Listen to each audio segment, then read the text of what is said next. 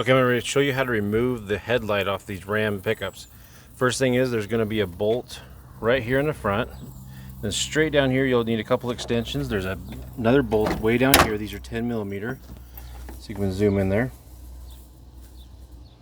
Okay, once you take those two out, I'm going to take this out so you can see a little bit better. But underneath here in the fender well, you need to open up this trap door. There's one bolt right inside here that you need to take out, right there. Then there's a white tab. Once you look at that white tab, you need to pull it down. So when you reach it in from the back side, this goes up or it goes down. Down unlocks it. Now mine was stuck a little bit. I had to actually push it up and then try to pull it out and then push it and then go back in and push it down again, and it finally freed it. Because you're stuck on these little rubber mounts right here, you got to pull pretty good to release those. So once you've got these 3 bolts and this white lever loose, then you can get to your headlights. Now the turn signal you can access from just the door. You don't have to take the actual headlight out. The turn light is right there. All right, here's our headlight flipped over, and this is going to be your high beam and your low beam. All you're going to do is turn these counterclockwise, and they're going to come open, and then you can access each one of the lights. So this truck has actually, both of them are bad, so we're going to take them both out. Okay, now that we've accessed both lights, we can go ahead and remove those. So on this one, you're going to have a tab here. You're going to pull up on the tab and then turn that and pull it out. This one, same thing. Pull up on this tab, turn, and pull out. All right, now once you get these out, you can actually look on the back side. If you read the fine print in here, you can actually see the actual model. So like this one's an H11, so I can verify that it's the right one before I open it. They're about $30, $40 a piece. Main thing is don't touch the bulb. The oil from your fingers, if I had the oil left, can actually get on there, heat up, burn the bulb out again. So all we're gonna do is do the reverse, put it inside here, twist, and then put the clip back on. All right, I twisted that one in, and now all we gotta do is put the clip on. So you wanna make sure that once you push it on, it's actually gonna go over, all the way over this one here. All right, so we're gonna undo this one, pull the clip off, pull it back, just like that. Now again, on this one, you can see the model number 9005, which is exactly what I purchased.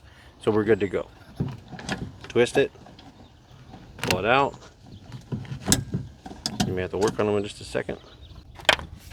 All right, and without touching the new bulb, go ahead and set this in. Line up the 3 prongs, twist it to the side. That's it, it's locked in. And then reattach your electronics. See if we can do this one-handed. Perfect. Now reassemble. In order to reassemble it, you're going to set this front side into the by the grill first, and then push the other side back. And for that rubber grommet that you have, that's why you need to do this front side by the grill first, and then push the other part back. All right, now that we're done, we're going to put the caps back on. That's these caps here, so that way moisture and everything doesn't get inside there. And all you do is line these up till they fall in, and then twist them clockwise to lock it in. All right, now that we're ready to put it in, like I said, we're going to put this right side in first, but you want to make sure that that little white lever is sitting up. If it's sitting down, that's the lock position. You can see it's smaller on top. You need to have it up before it'll go in. And then this little ball right here is what's going to go inside that grommet.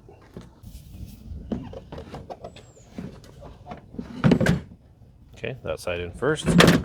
Right in here. Push it straight back till it fits in. All right, and all the parts you need are going to be in the affiliate links below. Check those out, and please like and subscribe. It really helps the channel. All right, now that we have it all pushed back, we're going to go ahead and start putting the screws back on. So again, these are all 10 millimeter. All right, now we need to put the one down there. If you don't have a magnetic setup, I can show you a trick on how to make that work. So we have our ratchet wrench here. So what we're going to do is actually take a piece of paper or a piece of cloth, put it in between the bolt and the socket itself, and it'll actually make a tighter fit so you can feed it down as if it was magnetic.